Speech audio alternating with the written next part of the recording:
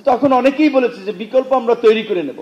তারপর শেখ হাসিনার এই যে অপ্রতিরোধ্য হিসেবে, একক হিসেবে তুলে ধরা, সেখানে হয়তো অ্যাক্টিভিস্ট যারা তারা একটা স্ট্যাটাস দিয়েছে, লেখালেখি করেছে, সেক্ষেত্রে যে ঠিক ওই যে বাংলাদেশের দীর্ঘদিনের ট্রেডিশনাল পলিটিক্সে আওয়ামী লীগ এবং বিএনপি দুটো দল ক্ষমতায় পর্যায়ক্রমে ছিল, রাজনীতিটা অনেক ক্ষেত্রেই ওই বলয় কেন্দ্রিক ছিল। কিন্তু আওয়ামী লীগের গত এই 16 বছরের কার্যক্রমে অনেকে যারা প্রকৃত রাজনীতি করে তারা কিন্তু আওয়ামী লীগের কাছ থেকে সরে গিয়েছে।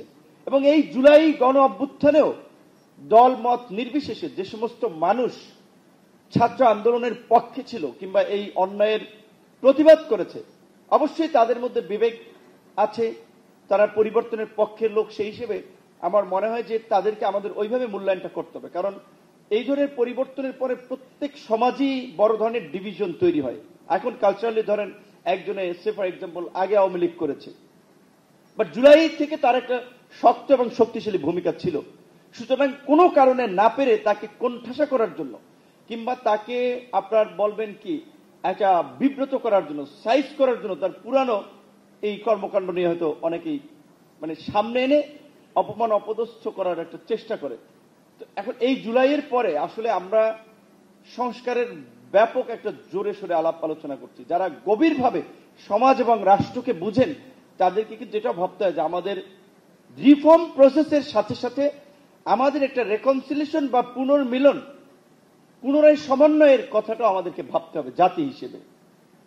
যখন নির্বাচন হয়েছে, ফেয়ার নির্বাচনেও আওয়ামী লীগ বিএনপি প্রায় ধরেন 30% কাছাকাছি ভোট প্লাস মাইনাস তাদের জনসমর্থন ছিল। আমরা মনে করি যে জুলাইয়ের গণ অভ্যুত্থানের মধ্যে দিয়ে জনগণ আওয়ামী লীগকে ছুঁড়ে ফেলেছে এবং আওয়ামী লীগের রাজনীতিকে প্রত্যাখ্যান করেছে।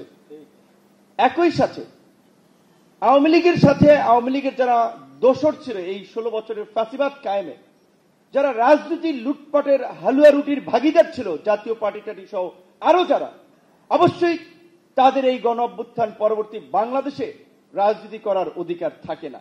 তার মানে এটা নয় যদি ধরেন 1 থেকে 1.5 কোটি মানুষ আওয়ামী লীগের সক্রিয় সমর্থক থাকে, আমি সবাইকে রাজনৈতিক অধিকার থেকে বঞ্চিত করার কথা বলছি না, আর বলাটা সঠিক মন্তব্য না। যারা সুনির্দিষ্টভাবে অপরাধের সাথে জড়িত ছিল, জনগণের উপরে অত্যাচার, নির্যাতন, লুটপাট করেছে, তাদের বিচার হোক, তাদের মামলা হোক। এই বিচার এবং মামলা শাস্তির পরবর্তী প্রক্রিয়ায় যারা এই দেশে থাকবে, সমাজে থাকবে, তাদেরকে নিয়ে কিন্তু আমাদেরকে একটা রেকনসিলিয়েশন প্রক্রিয়া বা পুনর্মিলনের দিকে আমাদেরকে যেতে হবে। আজকে আমি ঐক্যমত্য কমিশনের আলোচনা থেকে এসেছি। আপনারা জানেন বিস্তর আলাপ আলোচনা হচ্ছে পুরো শাসনতান্ত্রিক কাঠামো নিয়ে, বিশেষ করে 10 বছরের বেশি যেন কেউ প্রধানমন্ত্রী থাকতে না পারে, কারণ একাধিকবার টানা প্রধানমন্ত্রী থেকে তো শেখ হাসিনা স্বৈরাচার হয়েছে। দলীয় প্রধান এবং সরকার প্রধান যেন একই ব্যক্তি না হয়, কারণ দলীয় প্রধান একটা দলের, সরকার প্রধান পুরো দেশের, সুতরাং তার ওই একটা উদার দৃষ্টিভঙ্গি থাকা দরকার। আমাদের দেশের রাষ্ট্রপতিকে বলা হয় যে তিনি আপনার মিলাদ এবং কবর জিয়ারত ছাড়া আসলে ওনার কোনো দায়িত্ব নাই, ডিউটি নাই, ক্ষমতা নাই। সেই জায়গা থেকে এখনকার এই আলাপ আলোচনা হচ্ছে যে প্রেসিডেন্টের কিভাবে এম্পাওয়ার করা যায়, প্রধানমন্ত্রীর এককেন্দ্রিক ক্ষমতা কমিয়ে কিভাবে প্রধানমন্ত্রী রাষ্ট্রপতির ক্ষমতাটা ভারসাম্য করা যায়, এবং একটা ভারসাম্যপূর্ণ সংসদ। বাংলাদেশের নির্বাচনগুলোতে দেখা গেছে আপনার আওয়ামী লীগ বিএনপি 90-এর পরবর্তী সময়টা যদি আমরা ধরি, যে লাস্ট 3 দশকে দুটো দল সরকার গঠন করেছে, 30, 35, 40% ভোট পেয়ে, 40% ভোট পেয়ে সরকার গঠন করেছে।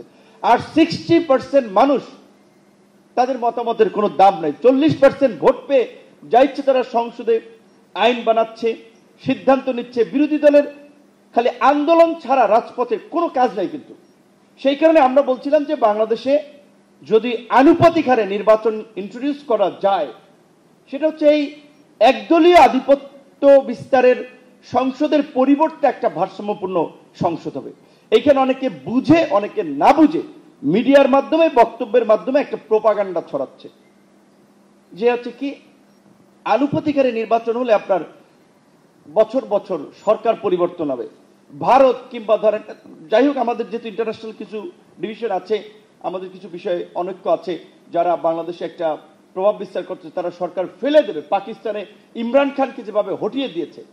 তো দেখেন, আমাদের যদি যে আলোচনা হচ্ছে দ্বিকক্ষ বিশিষ্ট সংসদ হয়, আলোচনাটা হচ্ছে যে এখন আপাতত উচ্চ কক্ষে আমরা 100 যে সংসদ সদস্য হবে সেইখানে আমরা আনুপাতিক হারে নির্বাচনের ভিত্তিতে আমরা প্রতিনিধি নিশ্চিত করব।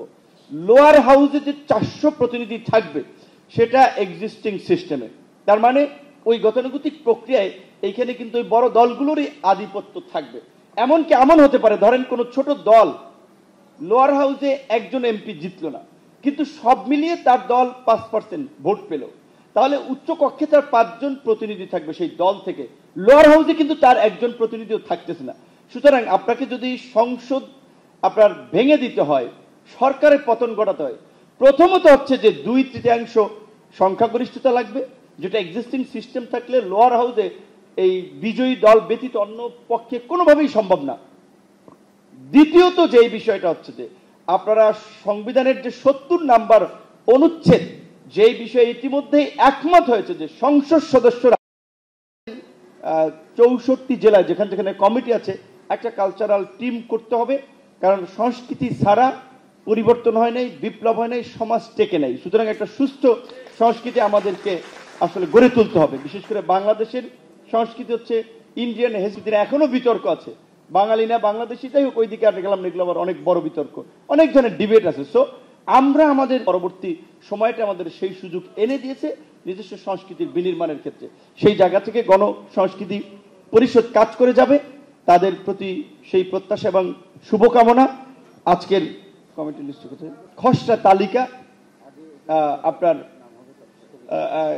তারা এখানে করে